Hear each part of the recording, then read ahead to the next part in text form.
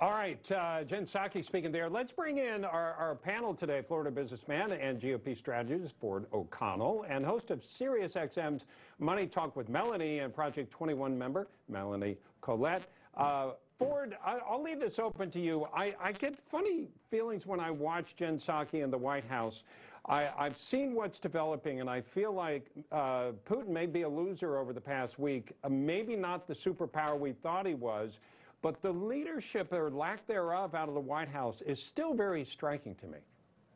Yes, I think you're absolutely right, Bob. Look, I think the Biden administration is leading from behind, and I think the greatest way is in this press conference we just saw. When you bring up fossil fuel energy and dependence on Russian oil, they don't want to sanction Russia on that front. And further, they don't want to look in the mirror and say, you know what, we take in 535,000 barrels of Russian oil a day in America.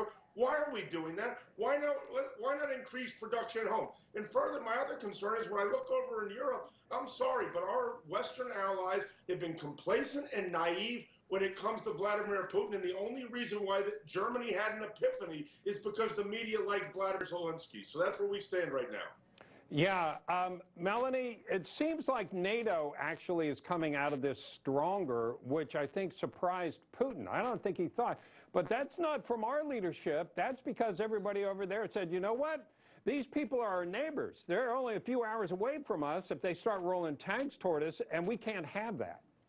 Indeed. It's because it's right in their backyard. Right. And I'm old enough to remember when we had a president that brought that to their attention, that said, hey, guys, you might want to stop buying oil from Russia because he's right in your backyard and you're financing his ability to go to war and expand. You might want to stop doing that. It's a really bad idea. Can you explain why you're doing that? It's totally bad. I think there's a viral video that's going around right now reiterating the fact that 45 told them that. And by the way, you might want to start, contributing your 2% that you're supposed to be contributing because Russia is, on the prowl.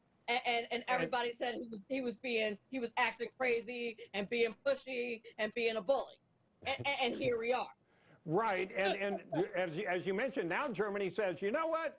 We are going to up that to 2% of our GDP. The thing is, Ford, it would have been nice if it had been done before.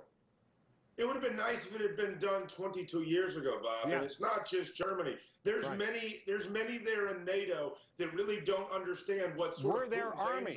We are their army. That's exactly right. But I think what also concerns me is it's not just Vladimir Putin. You see this epiphany in Germany, and what NATO doesn't seem to understand is what the Chinese Communist Party's end goals are, because frankly, they make Putin look like a teetotaler. Yeah. All right, we're going to take a break here. Stand by, panel, if you would.